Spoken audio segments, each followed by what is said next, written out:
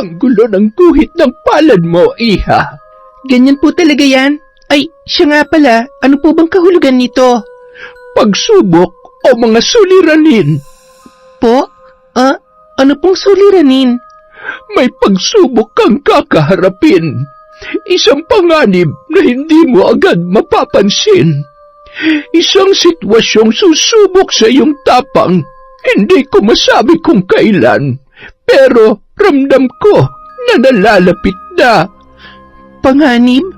Ano pong klaseng panganib? Ano po ba nakikita niyo sa future ko? Please po, sabihin niyo na, para naman maiwasan ko.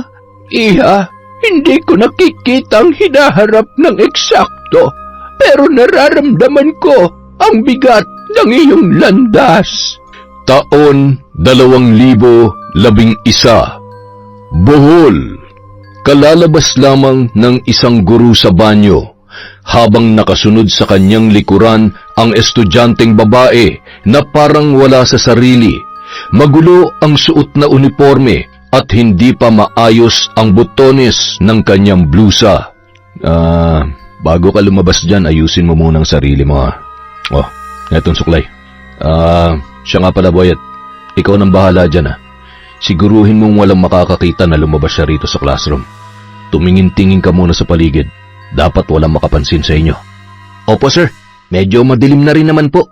Wala nang gaanong estudyante sa labas. Sige. Oy, sa oras na magsumbong ka, lagot ka sa akin.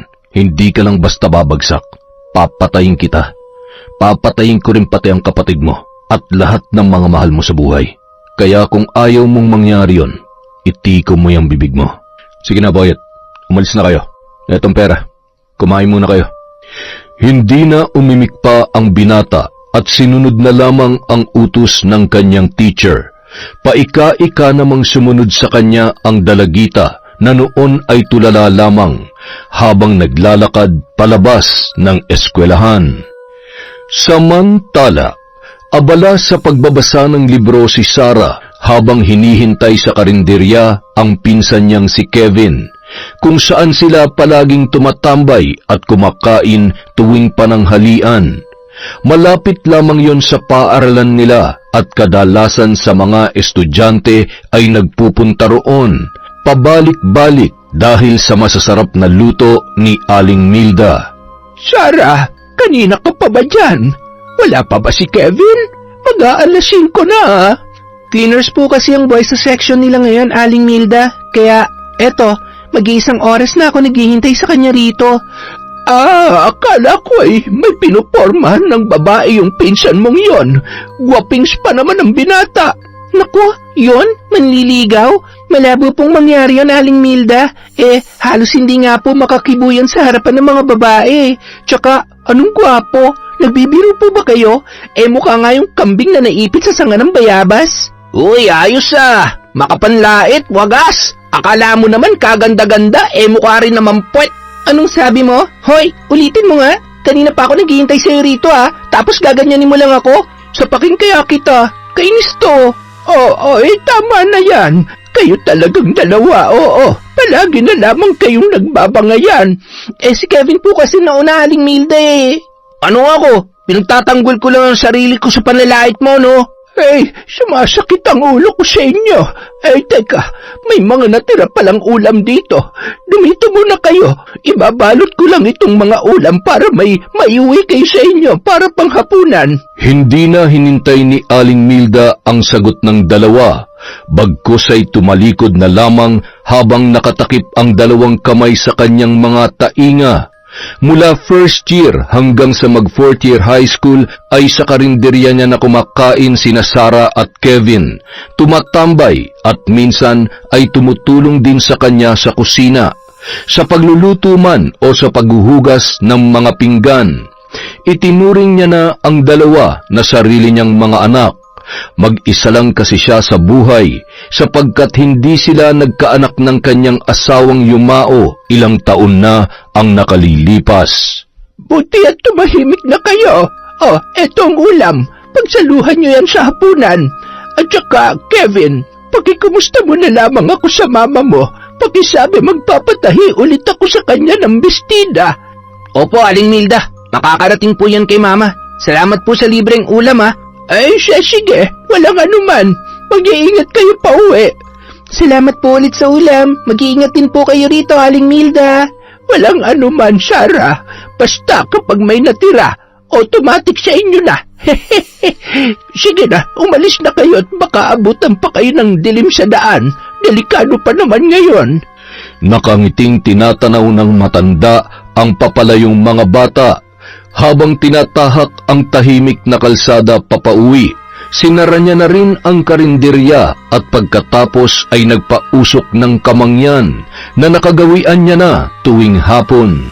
Samantala, walang tigil sa pagbabangayan ang magpinsan habang tinatahak ang daan pauwi. Tahimik at medyo madilim na nung mga sandaling yon. Bitbit ni Kevin ang plastik na naglalaman ng mga ulam habang si Sarah naman ay yakap-yakap ang bag na naglalaman ng libro. Ako na nga magdala niyang bag mo. Para kang penguin maglakad eh. Bagal-bagal. O eto, ikaw na magbitbit nito mga ulam. Oh, ano? Pandidilatan mo lang ba ako? Baka nakakalimutan mo, nagmumukha kang tarsier tuwing ginagawa mo yan. Ay nako, bisit ka talaga. Nakarinig ka lang ng gwapings, lumaki na ang ulo mo. Gwapo naman talaga ako ah. Kahit sino pang tanungin mo. At saka, ako kaya ang Prince Charming ng classroom namin. Bukod pa ron, patay na patay pa sa akin yung muse namin. Ang kapal talaga ng mukha mo. Biro lang yun. Ay, oo nga pala. Usapang patay. Alam mo na ba yung balita? Ha? Anong balita? May 2 estudyante nagpakamatay. Basta, nag-aaral din sila sa school natin. Totoo? Anong grade daw? Yung isa 3rd year, yung isa naman 2nd year. Puro daw mga babae. Ano kaya naging problema nila? Ewan ko, hindi ko naman sila kilala. Hindi mo ba tinanong sa mga nagbalita sa'yo? At saka, paano daw nagpakamatay? Yung 3rd year, tumalon daw sa tulay at yung isa naman, nagbigti. Ay nako, katakot. Bakit kaya nila ginawa yun? Pero may narinig akong mga haka-haka. Ewan ko lang kung totoo ha. Ang sabi, nagpakamatay daw dahil bagsak sa halos lahat ng subject. May narinig din ako na yung isa raw sa kanila, buntis. Buntis? Shh, huwag ka maingay. Hala, kawawa naman. Kaya nga hindi naman natin sila masisisi, lalo na't patay na. At hindi na makakapangatwiran pa. Ang kailangan na lang natin gawin, ipagdasal ang kanilang kaluluwa na sana matawarin sila ng Diyos sa kasalanang ginawa nila. Pero hindi naman sapat ang mga dahilan nila para magpakamatay. Hindi natin alam kung anong totoong dahilan. Basta sa ngayon, ang maitutulong lang natin ay magdasal para sa kanila. Sige, ano pang narinig mo? Yung magulang nung isa, sinisisi si Sir Jeffrey. Sir Jeffrey? Sino yon? Yun ba yung isa sa mga advisor sa 2nd year? Oo, yun nga. Ewan ko ba kung bakit sinisisi nila si Sir? Ang bait-bait kaya nun. Hindi pa siya nakakapasok sa amin, pero yun din ang sabi nila. Mabait nga raw ang teacher na yon. Hindi rin siya nakapasok sa amin, pero nakilala ko siya nung inutusan ako ng advisor namin na ihatid yung laptop na hiniram niya kay Sir Jeffrey. Basta, ang bait-bait sobra. Binigyan pa nga ako ng snacks eh. Ang takaw mo talaga. Binigyan lang ng snacks, mabait na. Inggit ka lang kasi hindi ka paborito ng mga teacher. Hoy, naging paborito ka lang naman kasi bida-bida ka. La, uy! Paborito ako kasi matalino ako. Hindi ka makarelate, no? Palibasa, mga grade mo, puro palakol. Oo na, ikaw na matalino. Hambog mo talaga. Sorry na po. Tara na nga, madilim na eh. Nagpatiuna nang maglakad si Kevin habang nakasunod naman sa kanyang likuran ang kanyang pinsan. Binilisan nila ang paghakbang sapagkat madilim na ng mga sandaling yun. Naglalakad lamang sila pauwi at papunta sa eskwelahan dahil hindi rin naman kalayuan yon sa kanilang bahay. Makitid nga lang ang daan at medyo maraming tambay ang nag-iinuman sa tabi-tabi. Nang makauwi na sila sa bahay ay agad nilang nakita si Mercy, ang ina ni Kevin na abala sa pananahi. Oh, nandyan na pala kayo. Anong oras na ba? At saka, teka, madilim na pala. Dahil sa sobrang abala nyo sa pananahi, hindi nyo na naman namalayan ng oras, Nay. 6:00 na po. Ah, ganun ba? Nakalimutan ko na naman magsaing. Ang dami kasing nagpapatahi ng uniform eh. Tapos yung iba, bukas na kukunin. Ako na lang po magsasayang, Tita Mercy. Huwag na po kayo mag-alala. Tsaka may ulam naman na po galing kay Aling Milda. Hulog talaga ng langit tong si Aling Milda, oo. Palagi na lang tayong binibigyan ng ulam. Kaya nga po siya nga po pala, maiwan ko na po muna kayo.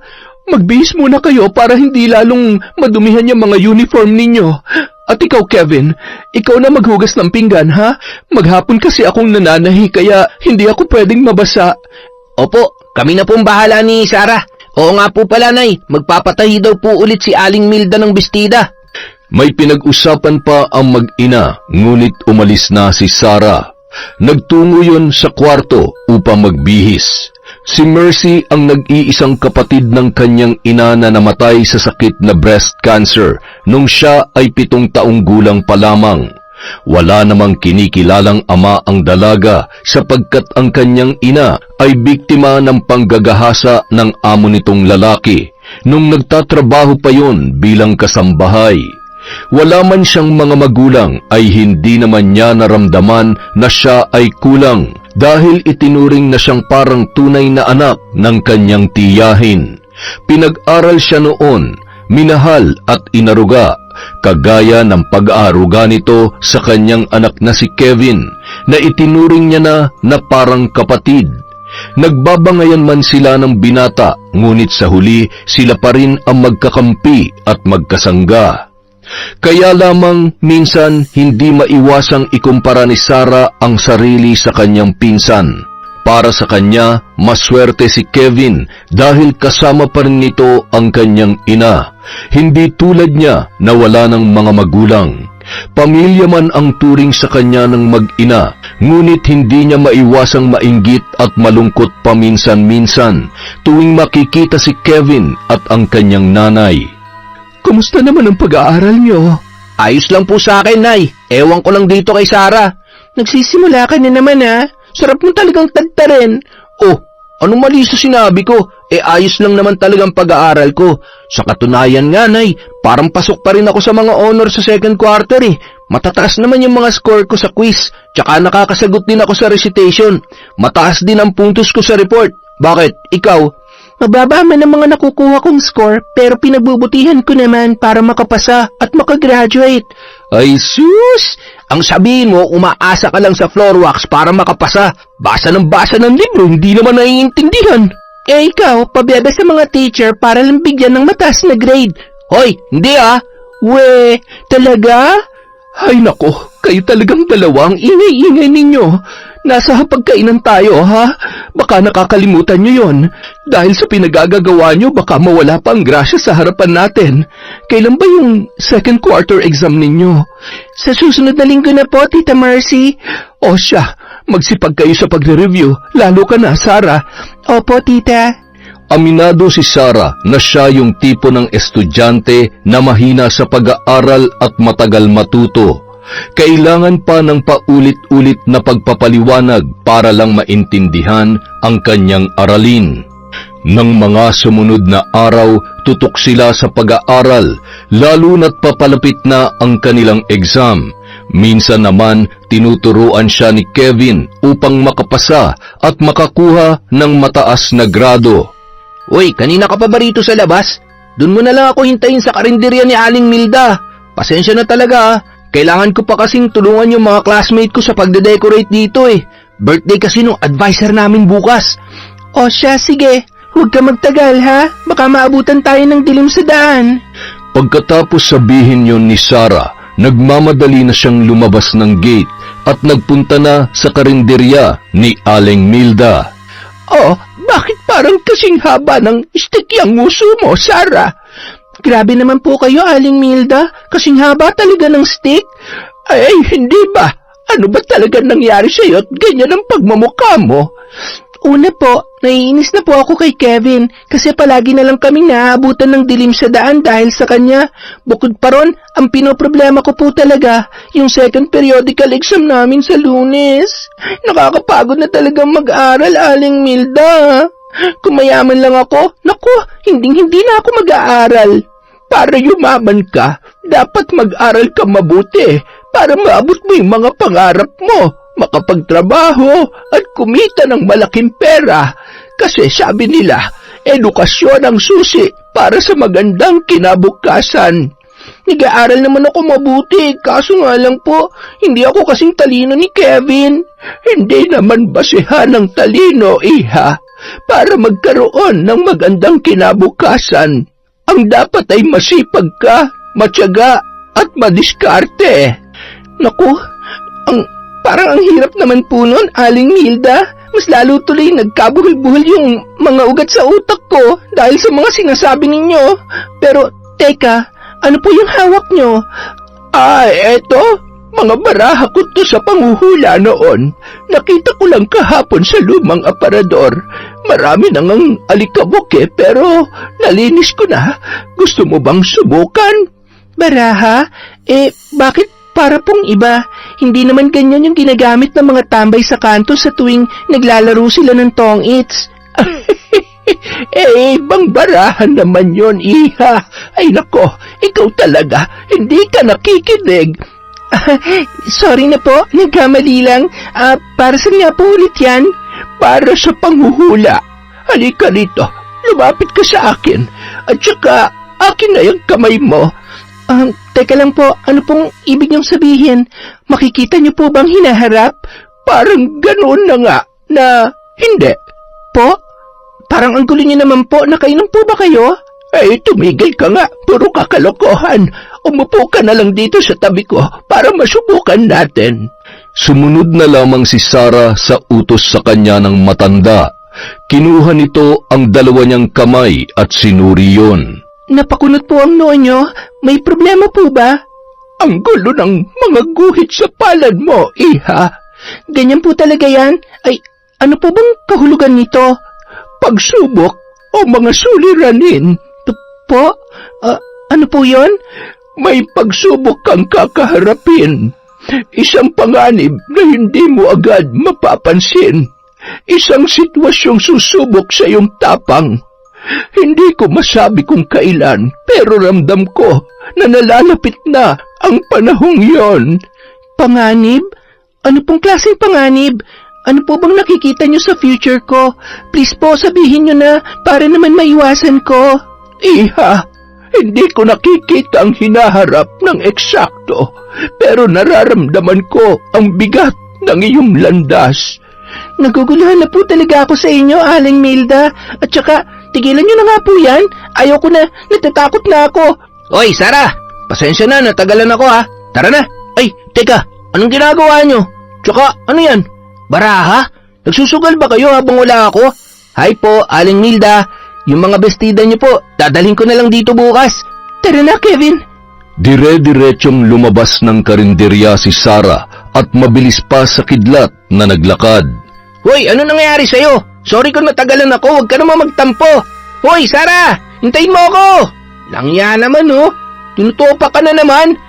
Aling Milda, alis na po kami. Sige, mag-iingat kayo. At saka, bantayan mo lagi ang pinsan mo, Kevin. Naguguluhan man, tumango na lamang si Kevin at mabilis na sinundan ang dalaga. Sarah, ayos ka lang ba? Ano bang problema? Sorry talaga kung natagalan ako.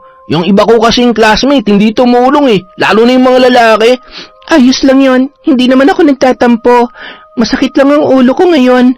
Teka, di ka naman mainit pero uminom ka na lang ng gamot mamaya para mawala yan. Siya nga pala, eto, tsokolate. May nag-confess sa akin kanina, tapos binigyan ako ng ganyan. Pero, sa'yo na lang. Alam mo namang hindi ako mahilig sa matamis Ubusin mo yan. Huwag ka mag-alala, meron pa ako dito para kay nanay, kaya sa'yo na lahat yan. Salamat. Mamaya ko nalang kakainin to. Teka, bakit napakaseryoso mo naman? Tapatin mo nga ako, may problema ka ba? Tsaka, kanina sa karinderya, anong ginagawa niyo ni Aling Milda? Anong pinag-uusapan niyo? Kutob ko kasi, kaya ka nagkakaganyan dahil sa sinabi niya sa'yo. Wala yun, tsaka napakachismoso mo talaga. I-share mo na kasi sa akin, para ka namang others Si Aling Milda kasi, kung ano-anong pinagsasabi, nakakainis. Ha? Ano ba sinabi niya? Basta, marami siyang sinabi. Ano nga yun? Sabihin mo na. Ako naiinis sa'yo Kung magkukwento ka, diretsuhin mo na, hindi yung ganyan. Binibitin mo ako eh. Hinulaan ako ni Aling Milda kanina. Nakita niya raw sa mga guhit dito sa palad ko na may kakaharapin daw akong suliranin o panganib sa buhay. Tapos nararamdaman niya rin sa mga barahan niya na malapit na dumating yung araw na yon. Yun lang? Yun bang dahilan kung bakit bad mood ka ngayon? Oo. Ay, teka, bakit hindi ka nagulat? Sinabihan ka na ba ni Aling Milda tungkol doon? Hindi ako mag-react kagaya mo. Tsaka, walang sinabi sa akin si Aling Milda. As if naman maniniwala ako. Oo, parang nanay na natin siya. Pero sa usaping ganyan, hindi ako naniniwala.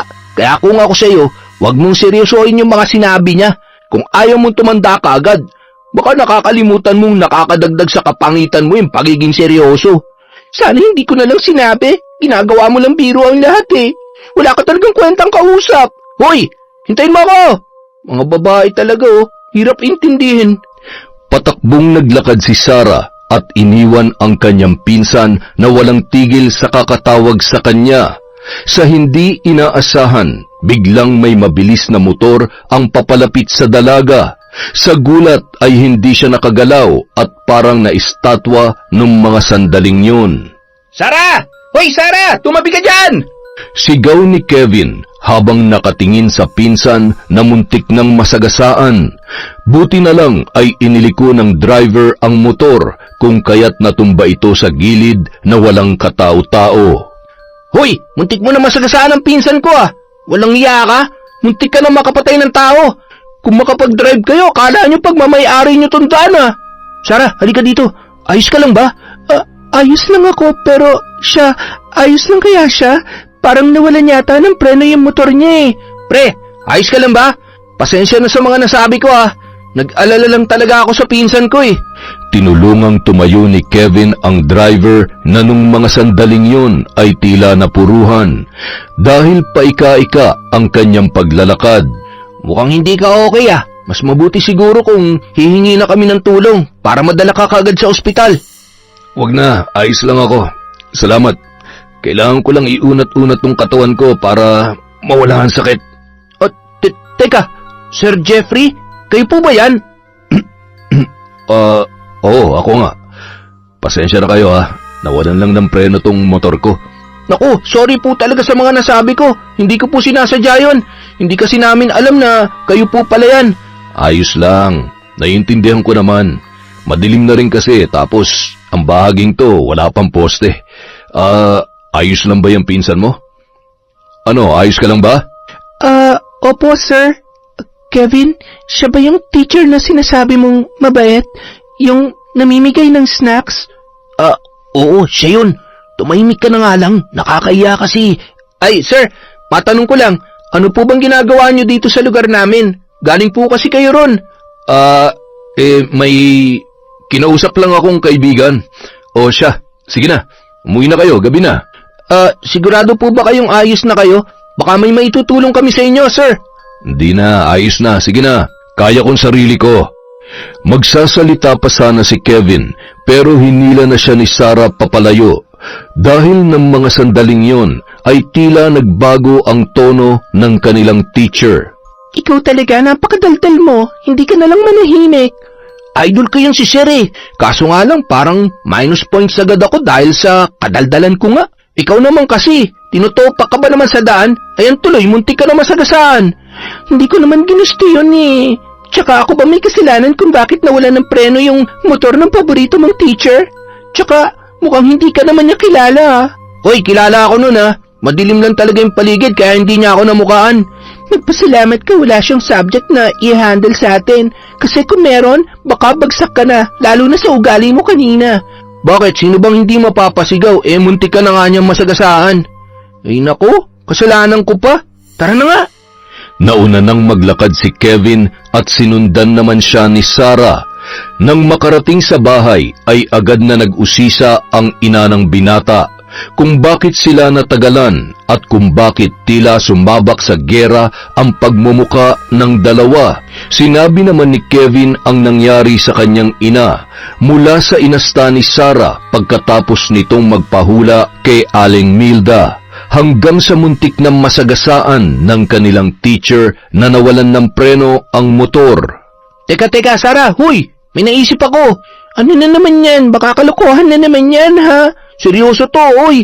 Ano nga? Siguruhin mo lang na maganda yung lalabas sa bibig mo, ha? Kasi kung hindi, baka lumipad tong kamao ko sa mukha mo. Paano kung yung tinutukoy na panganib ni Aling Milda ay yung nangyari na kanina? Yung muntik ka na masagasaan? Ano sa tingin mo? Baka yun ang tinutukoy niya, di ba? Oo nga, no. Hindi ko yun naisip, pero baka yun na nga yun. Madali lang naman pala eh. Pero muntik ka na ron, ha?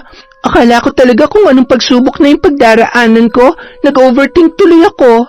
Nang mga sandaling yun, nakaramdam ng kapanatagan si Sarah dahil nalampasan niya ang pagsubok na maaaring tinutukoy ni Aling Milda. Kinabukasan, habang papunta sa eskwelahan ay napansin nila ang maraming tao na nagkukumpulan sa may tulay, ang tanging daanan lamang papasok sa kanilang lugar. Halos hindi sila makadaan dahil sa mga tao na nakikiusyoso roon.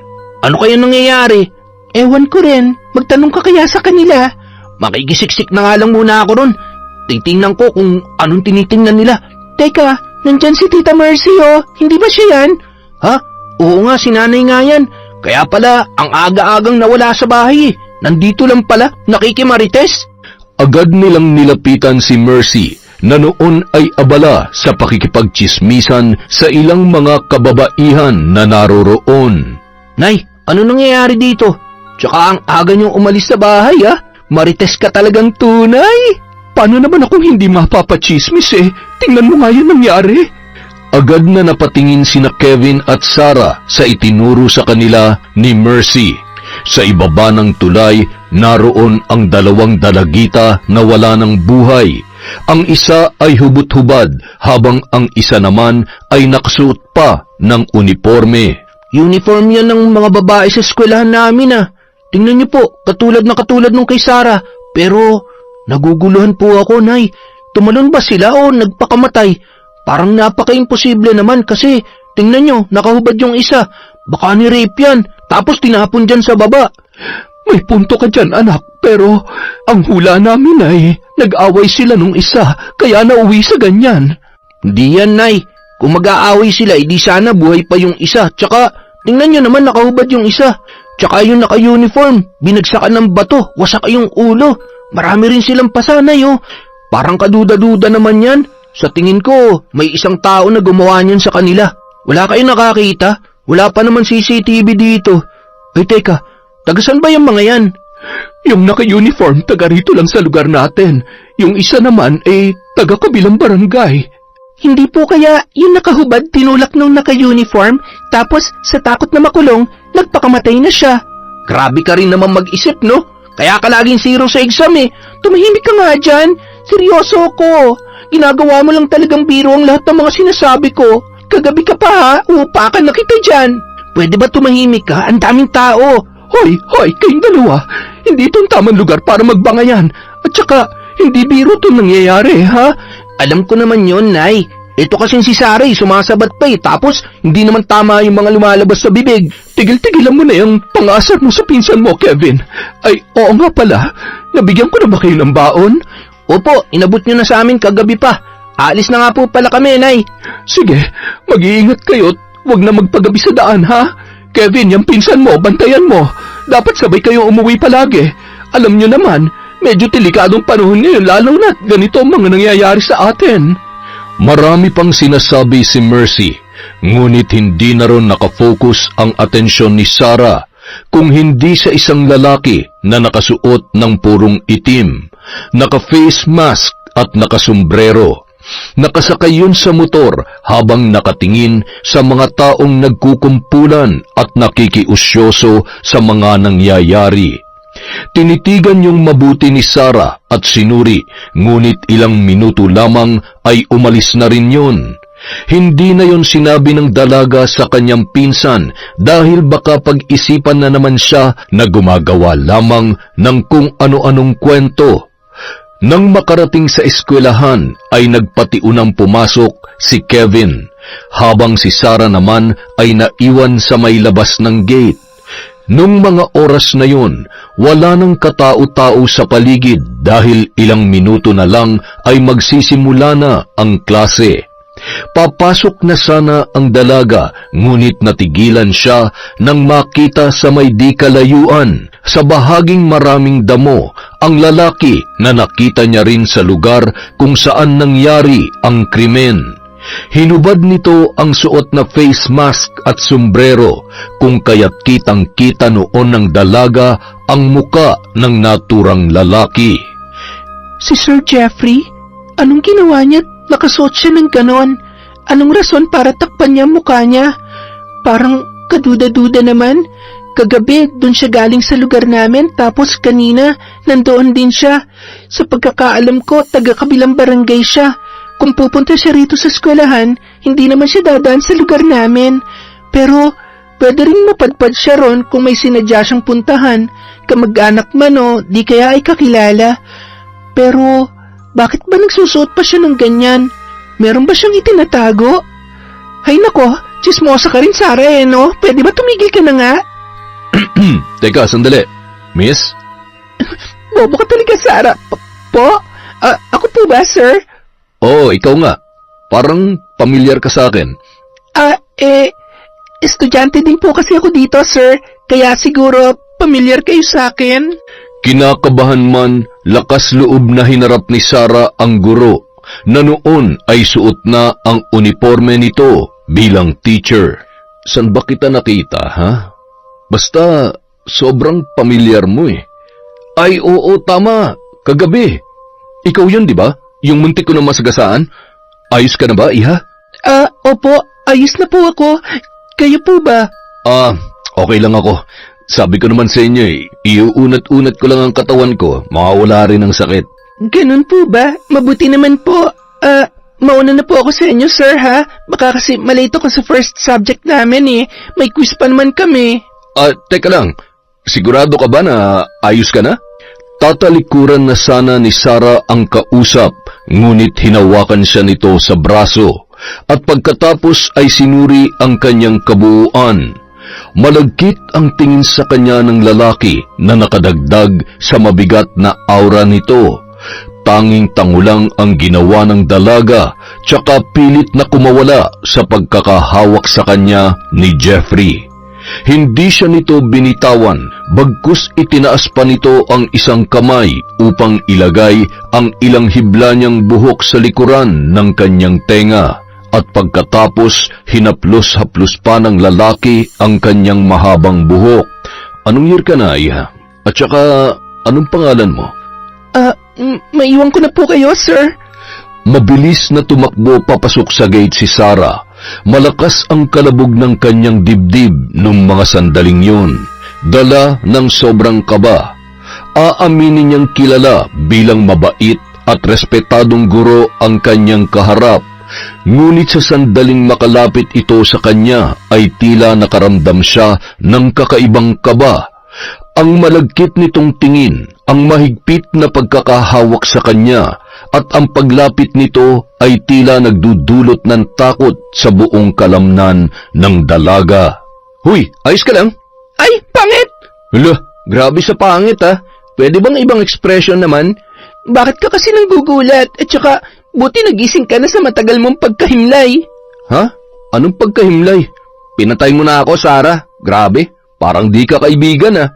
Hoy boy, at kahit sino sa mga kaklase natin, iniisip na patay ka na. Alam mo, ang lupit nyo talaga sa akin. Pero aminin nyo, na-miss nyo ang kapugian ko, no? Nako, hindi ah. At saka, huwag kang magbiro ng ganyan. Kay aga-aga na susuka ko. Teka, ano ba? Huwag mo nga akong akbayan. Baka mahawa ko sa kapangitan mo eh. Hoy, sobra ka na ha. Magtatampo na ako sa'yo. Biro lang naman. Tara na nga, late na talaga tayo sa first subject. May quiz pa naman tayo. Nauna nang naglakad ang dalaga habang nakasunod naman sa kanyang likuran si Boyet. Nang magtanghalian, sabay silang dalawa na nagpunta sa karinderya ni Aling Milda. Nag-usap sila doon habang hinihintay si Kevin. Oh, nandito na si Kevin. Oy, pre, dito! Ang ingay mo talaga kahit saan ka ilagay. Ha? Ano yun? Gwapo ko? Ulitin mo nga, Sarah. Hindi ko kasi narinig eh. Ewan ko sa'yo, kayo na nga mag-usap niyang pinsan ko. Tutal, parehas naman kayo niyang para may saltik. O Kevin, tayo na lang daw mag-usap, sabi nitong pangit mong pinsan. Huwag mong biruin yan, baka umusok ang ilong niyan nang wala sa oras. Ay, oo nga pala, buhay ka pa pala, pre. Alam mo, grabe talaga kayo sa akin, lahat na lang kayo. Hindi lang pumasok ng ilang araw yung tao pinag-isipan nyo na ng ganyan. Ay nako, para ka kasing multo, pasulput-sulput lang. Saan ka ba galing? Tsaka, anong ilang araw? Baka isang buwan. May trabaho kasi ako, kaya halos hindi nakapasok sa klase. Nagtatrabaho ka na? Saan? Basta, nagtatrabaho ko kay Sir Jeffrey. Totoo? Ano naman ang trabaho mo sa kanya? Ano nga bang tawag sa trabahong yun? Basta trabaho, wag mo na lang tanungin. Hindi naman driver, kasi marunong naman mag-drive si Sir Jeffrey. Mapakotse man o motor. Kasi, hardinero. Hardinero nga ang tawag dun. Yun ang trabaho ko sa kanya. Anong klaseng hardinero ba yan? Bakit araw-araw kang wala sa klase? Ang totoo kasi niyan, nagbabantay din ako kay Lola minsan. Hindi na kasi siya nakakapaglakad at nakakakilos. Kaya ayun, kailangan talagang nandun ako lagi sa tabi niya. Ganun ba? Kung may tutulong kami sa'yo, sabihin mo lang ha. Ano ba kayo? Ayos lang, kaya ko naman yun. Basta wag ka lang malungkot pre ha. Kahit mag-absent ka pa magdamag, nakakasagot ka naman sa mga exams at quiz natin Hindi tulad nung isa dyan, palaging present, pero yung utak, absent. Ay nako, tumigil ka nga dyan. Hindi na nga ako sumasali sa usapan nyo Nagtawanan na lamang ang dalawang binatilyo sa naging reaksyon ng dalaga. Si Boyet ay kaklase ni Sarah na naging matalik na kaibigan ng magpinsan.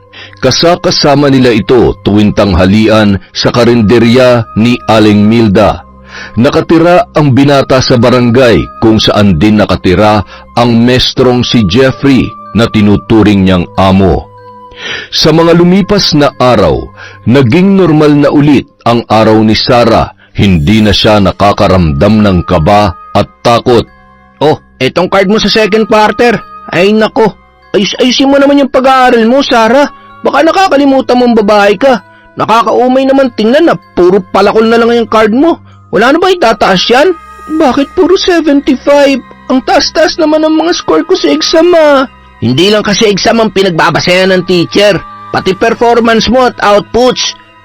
Nga pala, sa third at fourth quarter, si Sir Jeffrey na raw mag-handle ng math, science at English. Kasi si Ma'am Cindy maglilive raw kasi kabuuan na ng panganganak niya. Habang si Sir Jonathan naman, lilipat na ng ibang school. Kaya ayun, si Sir Jeffrey nang papalit sa kanila. Ganun ba? Kinakabahan ako. Baka mas lalong maging lutang ang utak ko sa discussions. Magaling magturo si Sir Jeffrey. Sigurado akong madali ka matututo sa kanya. Pero huwag ka mag-alala. Baka tumatanggap din yun ng floor wax o di kaya mga walis. Yun naman ang kadalasang hinihingi ng mga teacher para ipasa yung mga estudyante. Nang mga sumunod na araw, halos magkasabay na nagpaalam ang dalawang guro sa kanilang mga estudyante. Ang pumalit at nag-handle naman sa mga subjects na kanilang iniwan ay si Jeffrey. Kilala bilang respetado at mabait na mestro, ngunit sa usaping pag-aaral, tila napaka-istrikto nito. Magaling magturo ang lalaki, ngunit hindi makasabay si Sarah sapagkat para sa kanya masyado yung mabilis magturo na kadalasan ay hindi niya masundan. Sarah, iha, halika nga rito. Ano po yun, sir? Tingnan mo tong class record. Nakikita mo bang score mo? Hindi lang sa math, pati sa English at science. Sobrang baba nito. Kung babagsak ka sa mga subjects mo, malaking problema yun. Baka hindi ka makagraduate. May problema ka ba? Mabilis ba ako mag-discuss? Wala naman po akong problema, sir. Medyo nahihirapan lang talaga ako minsan. Okay lang sana kung sa isang subject lang, pero yung tatlo, ibang usapan na yun. Gusto mo ba mag-schedule tayo ng remedial session after class para matulungan kitang mas maintindihan ang mga lesson? Ayos lang naman po ang pagtuturo nyo, sir. Ano lang po kasi, English po kasi yung ginagamit nyong language, tapos ang bilis nyo po magsalita. Alam kong nasanay kayo kay Sir Jonathan at Ma'am Cindy na tinatranslate yung English sa Tagalog. Pero iba ko, Iha. At saka, high school na kayo. Hindi grade 1 na dapat ay ipaintindi pa sa Tagalog ang mga salitang English. Sorry po, sir. Ayos lang. Ay, siya nga pala. Mag-aaral ka ba ng kolehiyo? Opo, sir. Oh, gano'n naman pala eh. Ano bang kurso ang kukunin mo? Hindi ko pa nga po alam eh. Ano mang kurso yan, ang masasabi ko lang, maraming English doon. Mas mahirap ang kolehiyo kaysa high school. Kung ngayon nahihirapan ka na, paano na lang kapag college ka na? Simula ngayon dapat mo nang pagbutihin ang pag-aaral para may handa mong sarili mo. Practice lang ang high school para pagdating mo ng college. Pasensya na po talaga, sir. Magre-remedial session tayo sa Monday. Basta, after class. Huwag ka mag-alala, tutulungan kitang tumaas ang grades mo. Salamat po ng marami, sir. Sige lang, trabaho ko naman ang tumulong sa mga estudyante, lalo na sa iyo at sa lahat ng mga nangangailangan ng atensyon. Ay, siya nga pala, maganda ka pero siguradong mas gaganda ka pa kapag mataas ang grades mo. Naku po, parang ginanahan na tuloy ako mag-aral ng mabuti. Diba? Oo nga pala, sige na. Tumulong ka na sa paglilinis doon para naman may plus points kayo sa advisor nyo. Opo, sir. Salamat po ulit, Sir Jeffrey, ha. Walang anuman yon. Basta sa Lunes, remedial session after class. Ngumiti na lamang si Sarah bilang tugon bago bumalik sa paglilinis. Hindi niya maiwasang matuwa ng mga sandaling yun dahil sa kabaitang ipinapakita sa kanya ng kanyang teacher. Aminado ang dalaga na nung una niyang makilala ang lalaki ay medyo nagdududa siya rito na baka may kinalaman sa pagkamatay ng dalawang estudyante. Pero nang magkausap sila ay napatunayan niya na mabait ngayon, kagaya ng paglalarawan ng ibang tao. Oh, Sarah, ang laki ng ngiti mo ngayon, Hindi po, ganito lang talaga ako. Normal na po to sa akin. Anong normal? Kadalasan nakasimagot ka. Ano po kasi, parang ginaganahan na po ako mag-aral. Anyari? Nagkaroon ka na ba ng boyfriend? Kaya ganyan ka nakadesperadang mag-aral. Anong boyfriend? Wala po ako niyan. Pero may tao nagpapa-inspire po sa akin para pagbutihin kong pag-aaral ko. Si Sir Jeffrey. Ang bait niya po, sobra. Sa katunayan, tutulungan niya ako para tumaas ang grades ko. Sino bang Sir Jeffrey yan? Yun ba yung medyo payat na matangkad, maputi, na may edad na, at medyo may pagkapanot? Palagi rin siyang nakasalamin. Grabe naman po kayo sa panot, pero mataas lang po ang hairline. Siya nga po yun. Ay nako, Iha, tatapatin na kita, ha? Hindi ako sigurado kung mabait ba talaga ang maestrong yon. Dahil nakasalubong ko siya minsan sa daan, tila iba yung naramdaman ko sa kanya.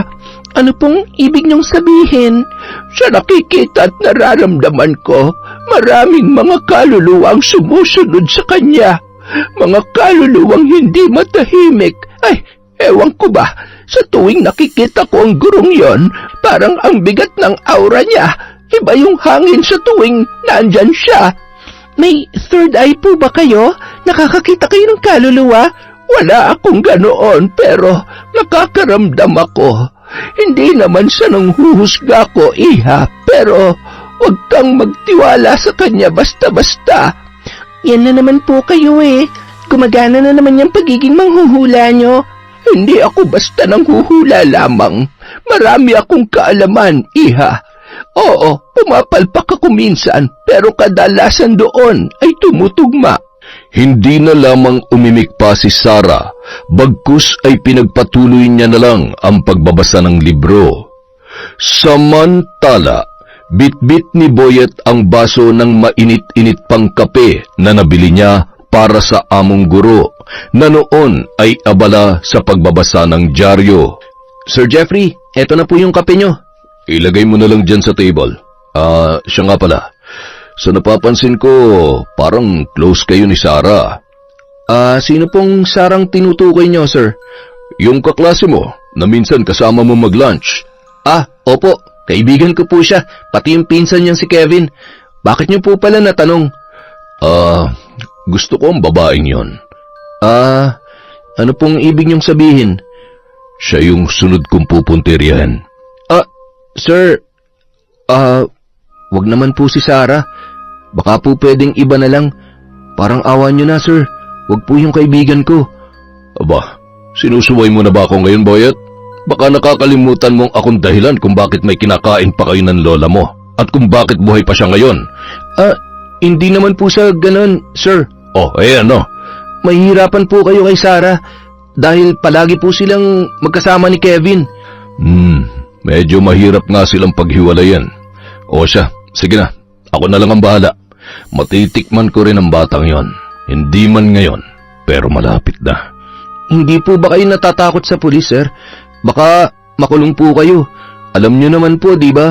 Yung ibang mga magulang na nabiktima natin, nagdududa na sa inyo. Ay, sus, wala naman silang ebidensya. Bukod pa ron, pera lang ang katapat ng mga pulis at investigador. Tumahimik na lamang ang binata habang pinagmamasdan ang mestro na abala ulit ang atensyon sa pagbabasa ng dyaryo. Makalipas ang ilang araw, kinuha ni Jeffrey ang atensyon ni Sarah sa pamamagitan ng pagtuturo dito. Nagkunwari siyang mabait at may malasakit sa dalaga. Gusto niyang kunin ang loob nito upang bumigay at makuha ang tunay niyang pakay. Naiintindihan mo na ba, Sarah? Opo, nauunawaan ko na po ang formula. Salamat po talaga, Sir Jeffrey. Walang anuman yon. Tsaka, hindi ka naman mahirap turuan. Siya nga pala, may ipapagawa ako sa'yo. Ano po yon? Gumawa ka ng reflection sa mga natutunan mo sa remedial session natin. At ang deadline sa Sunday, 5:00 ng hapon. Okay ba yon? Sa linggo ko po ipapasa? Oo, at saka, bawal ang malit ng pagpasa, ha? Bukod pa ron, yun din ang hihingin kong output sa'yo para tumaas yung mga grade mo. Wala pong pasok sa linggo, sir. Alam ko, pero deadline is deadline. Alam mo naman kung saan ako nakatira, di ba? Puntahan mo na lang ako ron. Sa bahay niyo po, sir? Oo. Sige po, sir. Salamat po ulit. Sa linggo po ipapasa ko. Huwag po kayo mag-alala. Siya nga pala, pwede na po ba akong umuwi? Naghihintay po kasi sa akin si Kevin sa karinderya ni Aling Milda. Tsaka medyo madilim na rin po, sir. Sige. Mag-ingat kayo. See you on Sunday, Sarah. Tanging pagtango lang ang isinagot ng dalaga bago lumabas ng classroom. Sa loob naman ay naroon si Boyet, matyagang naghihintay sa kanyang amo. Sarah, kumusta? Mapapantayan mo na bang talino ng top 1 natin? Parang ganun na nga. Sa tingin ko nga, ako magiging valedictorian sa batch natin eh. Kapag narinig ka ni Kevin, sasabihin nun, makapal ng kalyo sa pagmumukha mo. Grabe ka naman. Hindi ko pa narinig ang opinion ni Kevin pero mas masakit yung sayo ah. Sarah? Oh, bakit? May problema ba? Lagi niyong tanda na sobrang swerte ko sa inyo ni Kevin, ha? Masaya ako na naging kaibigan ko kayo. Sana sa susunod na buhay, maging kapatid ko kayong dalawa. Hala, hoy, huwag kang magsalita ng ganyan. Hindi ako sanay na seryoso ka. Totoo nga, maniwala ka. Kung bibigyan lang ako ng pagkakataon na pumili ng pamilya, gugustuhin kong maging pamilya kayo, Sarah. Basta, kahit anong mangyari, magkaibigan tayo, ha? Hoy, Boyet, umayos ka. At saka, alam mo ba, nakakainis ka. Iba kasi yung pakiramdam ko sa'yo para kang nagpapaalam. Pero seryoso, masaya rin kami na naging kaibigan ka namin ni Kevin. Ayos yan. O siya, sige, umuwi na kayo. Mag-iingat kayo, ha? Sige. Kayo rin ni Sir Jeffrey, ha? Ingat. Tumango na lamang si Boyet bilang sagot sa dalaga. At pagkatapos ay nilapitan si Sir Jeffrey na noon ay nakatingin na rin sa kanya. Oh, bakit nakasimangot ka? Siya nga pala, yung plano natin huwag mong kalilimutan. Opo, sir. Uulitin ko lang para sigurado.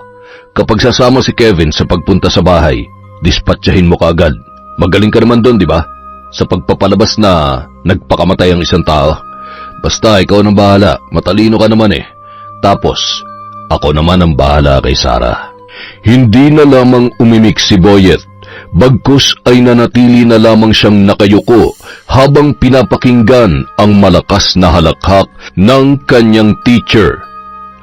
Linggo ng tanghali, habang kumakain ng pananghalian ay natanong ni Sarah si Kevin kung sasamahan ba siya nito sa pagpasa ng assignment na espesyal na ipinapagawa sa kanya ni Teacher Jeffrey. Sasamahan mo ba ako? Sumama ka na para may kasama naman ako ron. Sige na. Ano ka ba, nung Biyernes ka pa paulit-ulit? Samahan mo na kasi ako. Napaka-boring kasi kapag wala ka eh. Gustuhin ko man pero di pwede. Alam mo naman na kailangan ko mag-review para sa nalalapit na Quiz Bee competition. Nakakahiya naman matalo ng ibang schools, no? Nakakahiya rin sa eskwela natin pag natalo ako. Saglit lang naman tayo ron. Sige na, please, Kevin. Wala man ako ron, nandun naman si Boyet. Huwag ka mag-alala. Mas mukha pa yung clown kaysa sa akin. Tumahimik na lamang ang dalaga at hindi na nagpumilit pa. 2:00 ng hapon, umalis ng bahay si Sarah, dala-dala ang bag na naglalaman ng ilang gamit sa eskwelahan at ang project na kanyang ipapasa. Nakasalubong niya pa noon sa daan ang kanyang tiyahin na napakunot ang noo nang siya ay makita. Saan ka pupunta, Sarah? Doon po sa kabilang barangay, ihatid ko lang po tong project ko kay Sir Jeffrey. Mamayang 5:00 na po kasi ang deadline eh. Hindi ba pwedeng ipagpabukas na lamang yan? Hindi po eh, ngayon po talaga. Huwag po kayo mag-alala, tita. Saglit lang po ako doon. O siya, sige. Basta siguruhin mong hindi ka magpapagabi. Opo, tita. Mag-iingat ka, ha? Pagkatapos sabihin yon ng kanyang tita, nagmamadali ng pumara ng tricycle si Sarah at agad na sumakay. Pagkarating niya sa bahay ng kanilang teacher ay bumungad sa may gate ang kaibigan niyang si Boyet. Nagpalinga-linga naman sa paligid ang dalaga. Napansin niya ng sandaling yun na natatangi ang bahay ng guro sa lugar. Dahil nag-iisa lang yung malaki, may kulay at higit sa lahat, malayo sa mga kabahayan. Pasok ka sa loob. Andun si Sir Jeffrey. Siya nga pala, si Kevin. Bakit di mo kasama? May ginagawa eh, pinilit ko nga kaso ayaw niya talaga. Ganun ba? Buti naman. Ha? Ano yon? Hindi ko narinig eh, pasensya na. Pasok ka na. Pagkapasok ng dalaga sa gate, agad yung isinarado ni Boyet. Nagpatiuna ang binata sa paglalakad at dinala ang babae sa loob ng bahay. Katukin mo na lang ang kwartong yan. Nandun si Sir Jeffrey, naghihintay sa'yo. Ha? Bakit kailangan kong pumasok doon? Ikaw na lang kaya mag-abot. Ikaw na. Baka may sasabihin pa sa'yo si Sir eh. Boyet naman. Sige na ikaw na mag-abot sa kanya. Kulit mo naman eh. Ikaw na nga. Sige na, pumasok ka na ron. Hindi na umimik pa si Sarah at sinunod na lamang ang sinabi ng kanyang kaibigan. Kumatok siya sa pintuan ng kwarto ng ilang ulit at kinakabahang hinintay ang pagbukas noon. Buti nandito ka na. Halika rito sa loob. May papakita ako at ituturo sa iyong bagong lessons. Sir, hindi po kasi ako pwedeng magtagal. Pumunta lang po ako rito para ipasa yan. Jesus, maaga pa naman. Dali na, halika na, pumasok ka rito. Sir, kailangan ko na po talagang umuwi. Akala ko ba gusto mo ng mataas na grades? Pero bakit parang ayaw mo akong sundin? Hindi naman po sa ganon, sir. Ano? Wala po. Ay, yun naman pala eh. Pabebe ka pa talaga. Halika. Hinila ni Jeffrey si Sarah na noon ay nanginginig na sa kaba.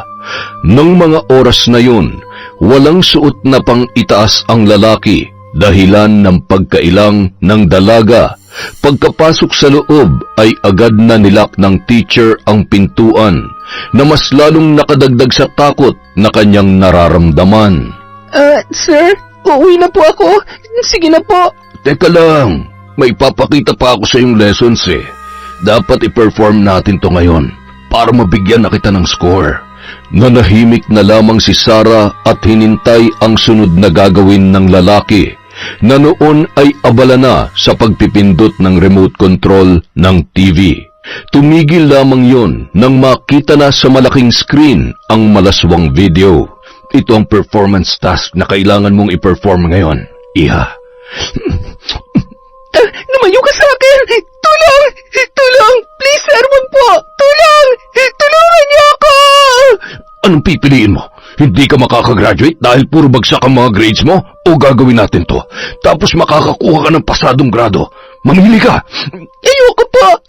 Parang awa niyo na! Pauwiin niyo na po ako!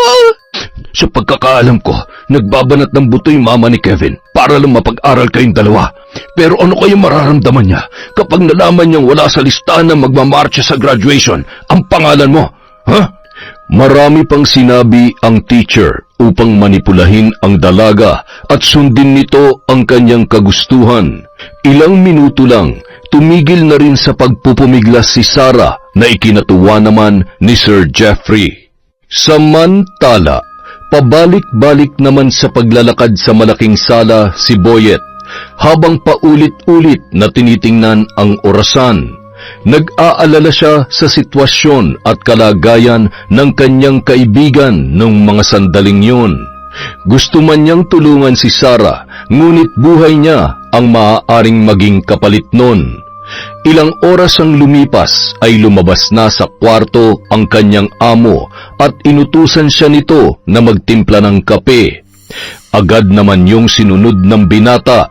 Habang nagtitimpla, agad niyang kinuha sa bulsa ang pampatulog na sana'y gagamitin niya para kay Kevin kung sakaling sumama ito. Walang pagdadalawang isip niya yung inihalo sa inumin at pagkatapos ay ibinigay kay Teacher Jeffrey. Alam mo nang gagawin mo, idispatcha mo ng babaeng yon. Magmadali ka bago pa yung makapagsumbong. Opo sir, siguraduhin mo lang ha, ayusin mo ang pagdispatcha. Wala dapat maghinala. Palabasin mo ulit na nagpakamatay o di kaya itapon mo sa ilog. Basta, ikaw nang bahala. Tumango na lamang si Boyet bilang sagot. Ilang minuto lamang ay naging mapungay na ang mata ng kanyang kaharap. Hudyat na tumalab na ang kanyang ipinainom. Ilang sandali pa ang lumipas ay nakatulog na ang lalaki sa sofa. Nagmamadali namang pumasok si Boyet sa kwarto at doon ay naabutan niya si Sarah na hubot-hubad habang yakap-yakap ang kanyang sarili. Sarah, sorry. Huwag mo ako lapitan. Sabi ko kang lalapit eh. Kailangan na nating umalis habang tulog pa siya. Sige na, isang tabi mo muna yung galit mo. Kaibigan kita. Pero bakit nagawa mo to sa akin? Ipinagkanulo mo ako sa amo mong malaanghel ang ugali. Pero demonyo naman pala. Mga hayop kayo! Tara na, Sarah, please! Huwag mo akong hawakan! Lumayo ka sa akin! Kailangan na nating umalis, Sarah! Ililigtas kita! Ilalayo kita rito! Sige na! Agad na kinuha ni Boyet ang malaking damit na pagmamay-ari ng kanyang amo at isinuot yun sa dalaga na tila walang lakas na manlaban. Naiilang man ay pilit na binaliwala ng binata ang kanyang nakikita. Sa pagkakataong yun, ang nasa isip niya lamang ay mailayo sa lugar na yon ang kanyang kaibigan. Alam kong galit ka, pero hindi ito ang tamang oras para maramdaman mo yun. Tara na, magtiwala ka sa akin, hindi kita sasaktan. Hinila niya si Sarah papunta sa labas ng bahay na noon ay nagsisimula ng dumilim. Agad na pinaandar ni Boyet ang motor at inalalayan ang dalaga na sumakay, paangkas sa kanya at pagkatapos ay pinaharurot niya na ng takbo ang motorsiklo. Hindi alam ng binata ang kanyang gagawin. Nagdadalawang isip siya kung ihahatid niya ba pauwi ang kaibigan o itatago. Ngunit kusa siyang nagmaneho papunta sa karinderya ni Aling Milda. Naabutan naman nila ang matanda na nagpapausok ng kamangyan sa labas na noon ay nakakunot ang noo nang sila ay dumating. Aling Milda, tulong! Tulungan niyo po kami! Ako po to si Boyet! Ay, Diyos ko! Ano nangyari sa inyo? Sino naman yung kasama mo? Sarah? Nako! Anak, ano ba nangyari? Tulungin mo ako, Boyet! Nakatulog siya dahil po siguro sa pagod. Bakit ganito ang itsura niya? Ano ba talaga ang nangyari? Sa loob na po tayong mag-usap. Binuhat ni Boyet si Sarah papasok ng karinderya, habang si Aling Milda naman ay aligagang sumunod. Nanginginig pa ang mga kamay ng matanda nang isara niya ang mga bintana at pintuan. Magsalita ka, Boyet. Ano ba nangyari sa inyo? Ano po kasi, Aling Milda, huwag po sana kayo magagalit sa akin. Magagalit talaga ako kapag hindi ka pa nagsalita. Ano po kasi, naaalala niyo po bang bali-balita tungkol dun sa mga babaeng estudyante na nagpakamatay kuno? Yun pong mga nangyari nung nakaraang buwan? Alin ba doon? Yun bang tumalon sa tulay o yun nagbigti? Pati na rin po yung dalawang babae na namatay dun sa tulay na papunta kay na Kevin. Yun pong babae na nakahubad ay ginahasa po yun ni Sir Jeffrey at pinatay. Yung isa naman po, ipinakita lang ni Sir Jeffrey ang pambababoy na ginawa niya dun sa kaibigan niya. Kaya, ayun, para walang sabit at hindi makapagsumbong, pinatay niya na rin po. Inutusan niya ako na bagsakan ng bato yung ulo ng babaeng yun. Siguraduhin ko daw na wasak ang bungo dahil kung hindi, ako rin po ang mananagot, pati rin po yung lola ko. Ay, Diyos ko! Sus Maria Joseph! Napakademonyo ng mga pinagagawa ninyo, Boyet! Ano? Yung teacher din ba na yun ang dahilan kung bakit ganito ang itsura ngayon ni Sarah? Ginahasa niya rin bang dalagitang ito? Opo! Sorry po, Aling Milda! Mga walang hiya! Hayop kayo! Ipakita mo sa akin yung lalaking yan at tatagtarin ko siya! Hindi po pwede. Baka mapahamak po kayo. Kung ipapakulong naman natin siya, baka po patayin niya tayo. Bukod doon, ilan sa mga investigador at pulis ay binabayaran niya po para lamang hindi siya idawit sa mga kasalanang ginawa niya. Hindi siya talaga makukulong. Mas malupit pa doon ang mangyayari sa kanya. Kailangan niya magdusa habang buhay. Ano po yun, Aling Milda? Kung hindi siya mananagot sa batas, ako ang magbibigay sa kanya ng kaparusahan. Papatayin niyo po si Sir Jeffrey? Ikakapahamak niyo po yun, Aling Milda. Hindi ako mamamatay tao katulad yung dalawa. Sorry po talaga. Huwag po kayo mag-alala. Handa po akong harapin ang kapalaran na naghihintay sa akin. Nga po pala, may ballpen at papel po ba kayo dyan? Meron. Nandoon sa aparador. Ikaw na lamang ang kumuha. Tanging pagtango lang ang isinagot ni Boyet at nagmamadaling kinuha ang ballpen at papel. Sinimulan niyang isulat ang lahat ng kanyang mga kasalanan mula sa umpisa hanggang nung mga oras na yun.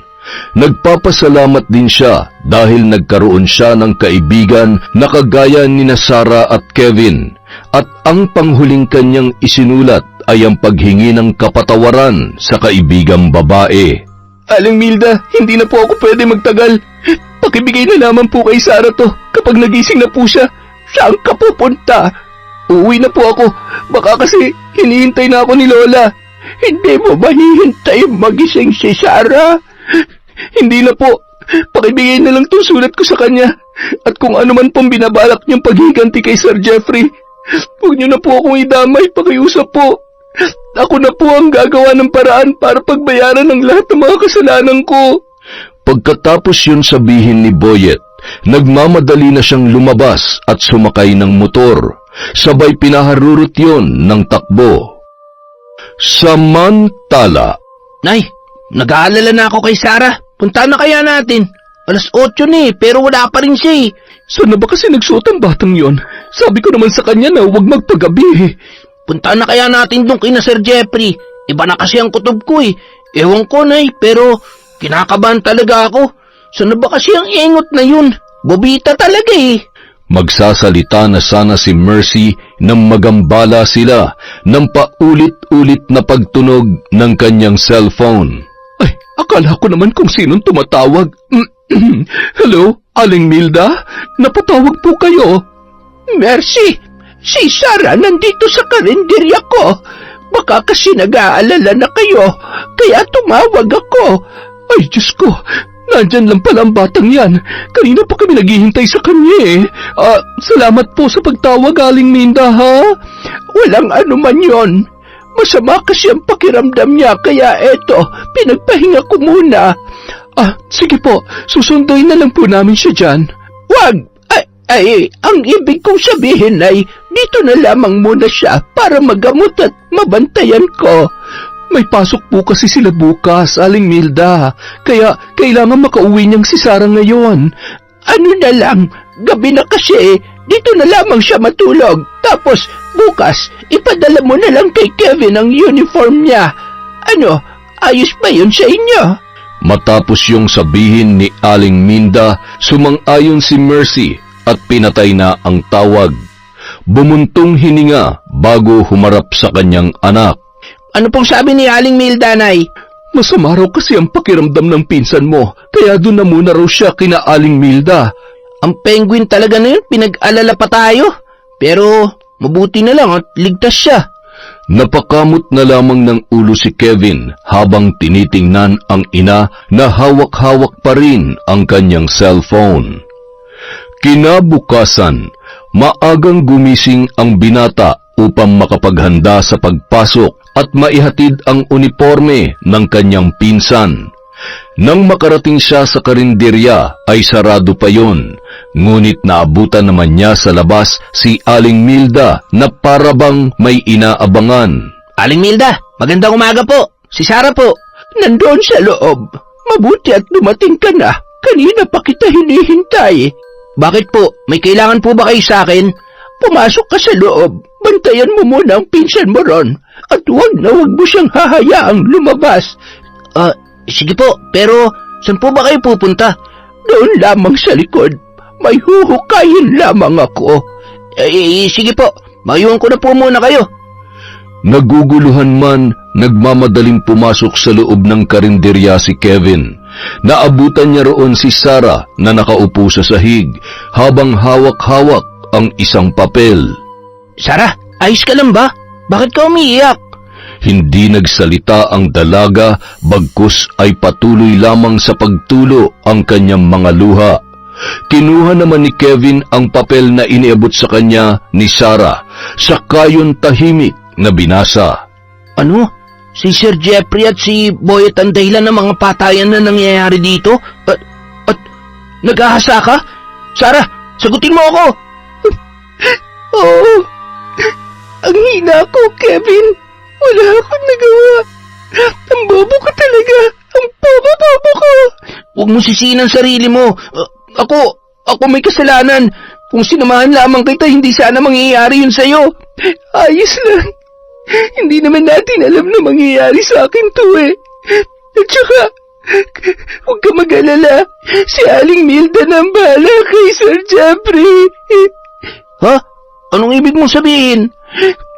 Babarangin niya si Sir Jeffrey. Hindi niya gagawin yon para lang sa akin, kundi sa lahat ng mga nabiktima ng hayop na teacher na yon. Naguguluhan man ay hindi na nag-usisa pa ang binata. Bagkus ay niyakap na lamang niya ang pinsan na noon ay iyak ng iyak. Ilang minuto lang dumating na si Aling Milda, bitbit ang malaki at maputik na kahon. Pagkabukas ng matanda ay nagliparan ang mga alikabok na ikinabahin pa ng magpinsan na noon ay tutok lamang sa seryosong muka ni Aling Milda. Sinimulan ng ilabas ng matanda ang kanyang mga gamit sa pambabarang, kagaya ng manika, iba't ibang garapon na naglalaman ng mga pininong insekto, kandila, karayom, sinulid at marami pang iba. Ganyan din yung mga nakikita kong palabas sa TV. Totoo po ba mga yan? Paano niyo po ba babarangin si Sir Jeffrey? Tutusok-tusokin niyo rin po ba ang manikang yan? Hindi ang manika ang gagamitin ko, Kevin. Ito lang ang kailangan ko. Basta, huwag na kayong maraming tanong. Manood na lamang kayo at huwag nang mag-usisa pa. Nanahimik na lamang ang binata at pinanood ang ginagawa ng matanda. Ilang minuto lang ang lumipas ay nagluto ng isang putahe si Aling Milda. Habang naghahalo ng mga sahog, hinaluan niya rin yon ng mga dinikdik na garapata at salagubang ng pinumpino at alupihan na noon ay gumagalaw-galaw pa. Namatay lamang yon nang maluto na sa sobrang init. Nagsindi rin yun ng isang itim na kandila at ipinatak yun sa kanyang iniluluto. May binibigkas ding salita ang matanda na tanging siya lamang ang nakakaintindi. Huminto lamang siya nang maubos na ang hawak-hawak niyang kandila. Kumuha siya ng maliit na platito at nagsandok doon.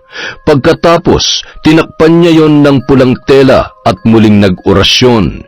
Ilang minuto lang natapos na ang matanda.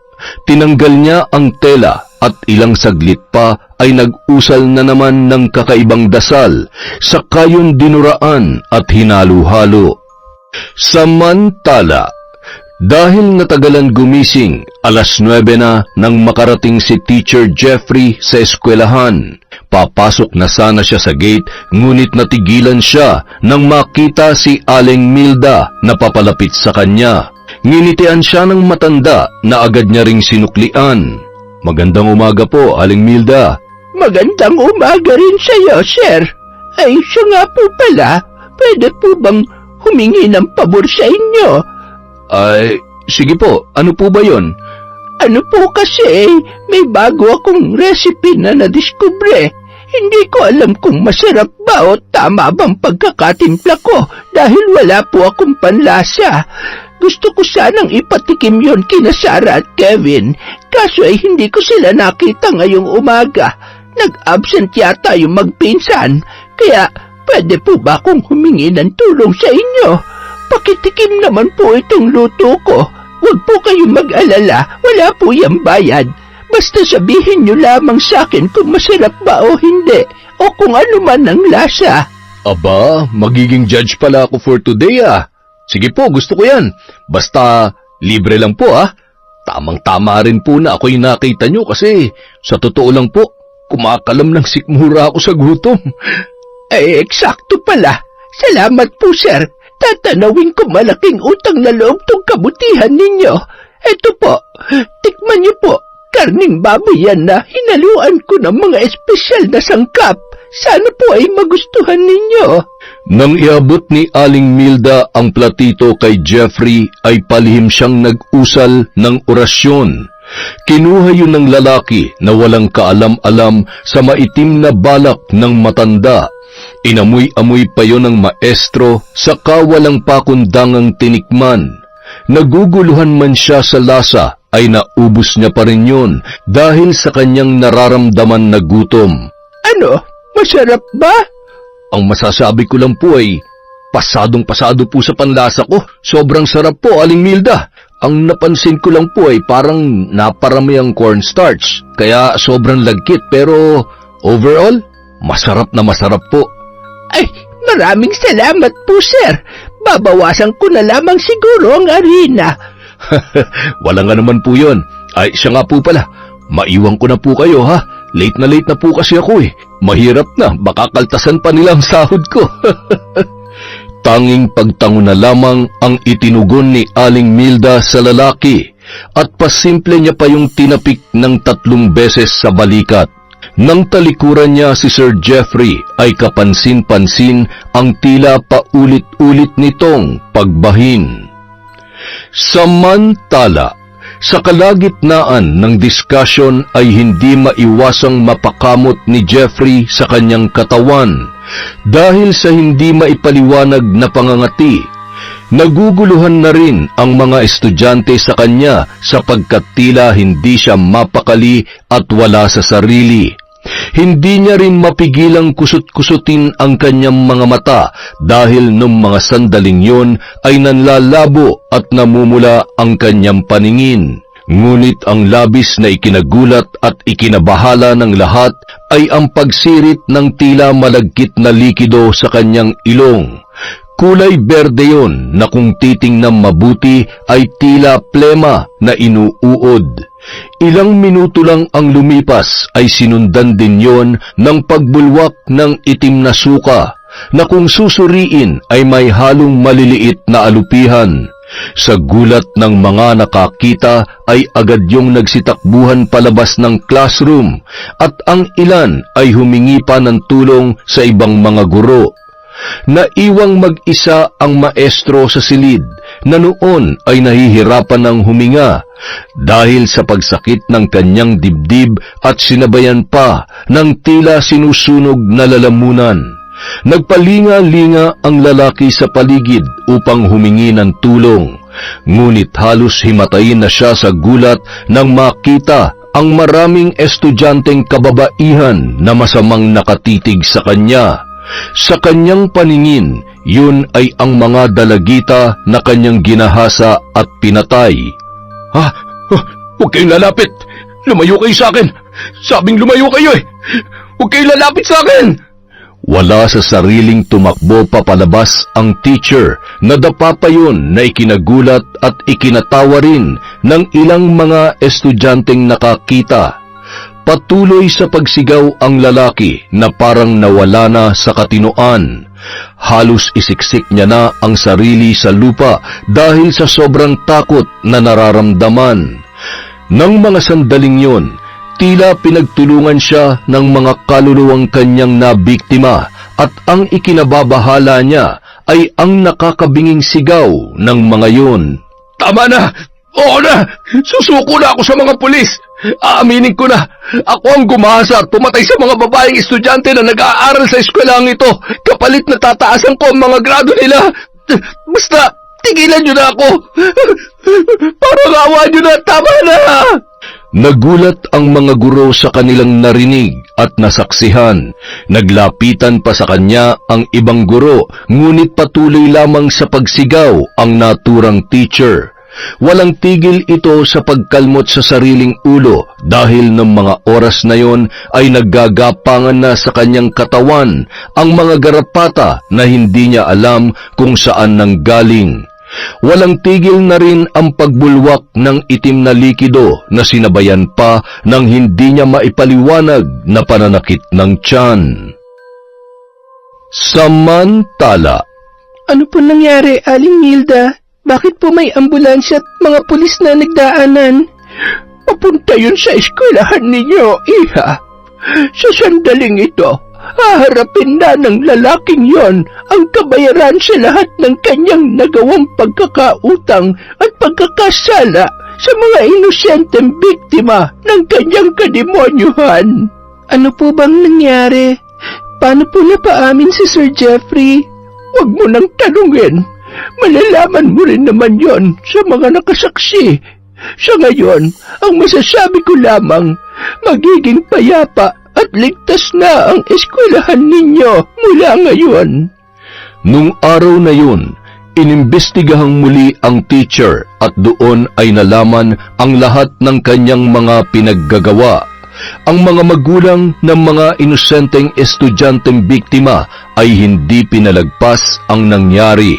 Siniguro ng mga ito na pagbabayaran ng lalaki ang mga kahayupang ginawa niya sa kanilang mga anak.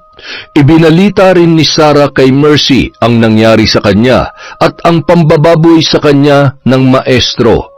Kaya't sumali rin ang kanyang tiyahin sa mga magulang na nagprotesta. Nais nilang makapag-aral ng matiwasay ang mga estudyante at may ligtas na eskwelahan ang mga bata. Dahil ito ang pangalawa nilang tirahan. Makalipas ang ilang linggo, nakabalik na sa pag-aaral si Sarah at pilit na kinalimutan ang mapait na pangyayari sa kamay ng mapagpanggap na teacher. Sarah, may babalita ako sa'yo. Saan ka ba nang galing? At saka, ano yun? Si Boyet, si Boyet, wala na. Anong ibig mong sabihin? Natagpuan daw kaninang umaga sa bahay nila na wala nang buhay. Nagbigti siya, Sarah. Wala nang kaibigan natin. Sigurado ka? Huwag ka magbiro ng ganyan, Kevin. Totoo nga. Nalaman ko rin na 1 linggo na pala siya mag-isa sa bahay na yun dahil yung lola niya dinala ng mga tiyahin niya sa Cebu. Hindi ko man lang siya nakausap. Hindi ko nasabi sa kanya na napatawad ko na siya. Walang tigil sa pag-iyak ang magpinsan habang inaalala ang masasayang alaala kasama ang kanilang kaibigan. Nang malaman ng ilang mga estudyante ang nangyari, ay hindi rin nila maiwasang malungkot dahil nawala ang isa sa mapagbiro, palatawa at palakaibigang estudyante sa kanilang eskwelahan. Maraming sumama sa paghatid kay Boyet sa huling hantungan. Nagkasalaman ang binata, ngunit alam din ng nakararami na siya'y biktima rin lang ng kanilang teacher na si Sir Jeffrey. Samantala, sa kulungan, pinagdidiskitahan at pinagtutulungan ng ilang preso ang kawawang si Jeffrey na noon ay tila naaagnas na ang katawan. Nanunuot na rin sa ilong ang mabaho nitong amoy. Makalipas ang ilang araw, inilipat na ang lalaki sa mental hospital dahil sa kondisyon nito na tila nababaliw, nagsisisigaw at humahalakhak ng mag-isa. Wala rin ni isang kapamilya ang naglakas loob na dumalaw sa kanya, dulot ng labis na kahihiyan ng kanyang ginawa. Makalipas ang ilang araw, linggo at buwan, wala nang nababalitang insidente ng pagkamatay. Naging matiwasay na ang pag-aaral ng mga estudyante at nawala na ang takot na kanilang nararamdaman. Yon! Ang ganda na naman ng kwento natin, mga kaenteng! Dahil dyan, wala pala tayong upload kahapon. Ha! Pasensya na po kayo, medyo na busy lang po kami ng kaunti. Pero syempre ngayon, bawing-bawi tayo sa upload ngayong araw ng Biyernes. Dahil dyan, meron tayong shoutout. Simulan po natin kay Angelina Ignacio. Hi po kay AJ Bernaldez, kay Hayashi Megan, kay MGS 14. Hi po kay Dolores Bell from Virginia, USA, kay Girl Tesay of Butuan City. Shoutout po kay Annaliza Malatbalat, kay Ami Bug, kay Elezel, kay Merly Fatalia. Hi po kay Robert Crimen, kay Len TV2, kay Leonora Consensino, kay Kat Burglar Cutie. Hi po kay Lydia Lopez, kay Hani Austria, kay Bryson Victoria, kay Gemma de Ocampo, Zane Axel Renada, Lirio May Aquino. Hello din po kay Joyce Balite, kay My Lonely World. Hello po kay Ruby Rose, kina Pareng Ed, Toti, AJ at Bert from Pareng Junel Fuentes. Hi po kay Pinky ko. 515 Builders from Arnel De Gia. Sino po kontraktor natin dyan, ha? Shoutout kay Mercy Grace Sioting. Hi kay Edgardo Fontanilla, kay Valerie Joy Nadal, kay Maymegs, Sagaledo Family from Rai, kay Lord Queen OFW Vlogs. Hi po kay Hira Mini, kay Andy, kay Hannah, JD, Audrey, Nico, Santi, at nalost ako dun sa XQBI at Nanay Anang Gawaran from Lea Gawaran. Sorry po. Hi kay Analio Vallega, kay May Olero, kay Inday, kay Jessica Di Matulak, kay Earhart The Great TV Vlog, kay Enriquita Alsola. Hi po kay Chander De Guzman, kay Bicolana Magayon, May Espiritu, Josel Gregorio, Kimberly Espanola, kay Jaren Beter, Alfreda Alano, Criselda Sotil, kay Marjorie De Quilla, kay Vicenta Asman. Hi kay Jessica Rojas, kay Asodicen Cerila, kay Arvin Gindap, Jobel Baldonasa, Abel Hipolito, Moneth Soto, Ramil Fariolin, kay Roslyn Jimenez, kay Ray Billy Ray, Jenny May from Lucy Buendia. Hello po kay Tita Serrano, kay Gemma Lagos, kay Aning Lee, Kimpoy Feliciano, Kurt Mina, Estela De Silva, Catalea Soto, Resel Galope, Rosalina Bogayong, kay Elizabeth Dunca, kay Re Basil, Bubbly Bob, Laundromat ng Makati, kay Purifikasyon Pasinoble. Hello po kay Kim Bara, kay Mirasol Masuher, kay Gay Somodio, kay Janice La Chica, kay Febe Rajada, kay Marlita Basal. Hello din po kay Venom Menov. Hi kay Nena Diones, kay Crystal Abanya, kay Maria Teresa Alimios. Hello po kay Kate, kay Miko Reyes, Hana, Nico, JD, Sabi, Santi, at Leia Gawaran. Ayun, tumama na. Hi po kay Lynette Reparado, kay Charlene Gumansing, Luz Lagisma, kay Mary Grace Grefalja, kay Alma Naong, kay Marian de la Fuente, kay Marilyn Rovillos. Hi kay Lynn Kaunes, kay Sally Roldan, kay Shauma TV, Liza Agodo, Jocelyn Murilla. Hello din po kay Beauty Secret at kay John Chris. Sa mga tagapatay na Riles sa Los Baños, Laguna, buhayin natin yan. Hi kay Gina Asuncion, kay Nial Forte, Scarlett Sky Maniego, Girl Tesay ulit, kay Liza Rosario from Monaco, France, kay Erlinda Garcia, hello po kay Glovina Perales, kay Elizabeth Dunca, kay Kim Seca, di ko alam kung nag-uulit-ulit na ako. Hi po kay Ayako, kay Zay Martinez, kay Ramil Fariolin. Happy birthday po kay Jessica Sobremonte. Hi kay Mary Joy Albay. Shout out kay Eric Nermal at sa asawa niyang si Eric. Kay Jade Guevara, Chloe Abalos, kay Dimples Yumi, Razi Mi, kay Ramona R, sa Celino de Guzman, Obediencia, at Kakalda family from Corazon, Kakalda. Hi po kay Jake Tayaw, Amor Lim, Jennifer Uwano from New Zealand, kay Luz Aclaro, kay Annalyn Queriones. Hi po kay Era Agos Cruz Sera. Hi po kay Jula Tricia Lason. Hi kay Shera Vashti Castillo, My Favorite Song Collection, Gloria Dimaranan, Jesseline Alugdan, at kay Razeline Punan. Maraming salamat po sa walang sawang pagsuporta sa Kwentong Inting.